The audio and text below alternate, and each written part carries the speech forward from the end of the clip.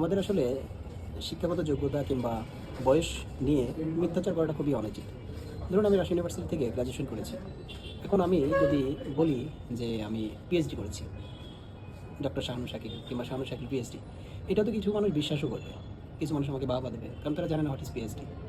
আবার আমি যদি কিছুদিন বিদেশে থাকলাম, প্রচার করলাম আমি ব্যারিস্টারি করেছি, আমার ফলোয়ার সমর্থকরা বললো আমি ব্যারিস্টারি করেছি, কিছু মানুষ এটাও বিশ্বাস করবে, কারণ তারা জানে না ব্যারিস্টারি করতে মানুষের কতটা স্ট্রাগল করতে হয়।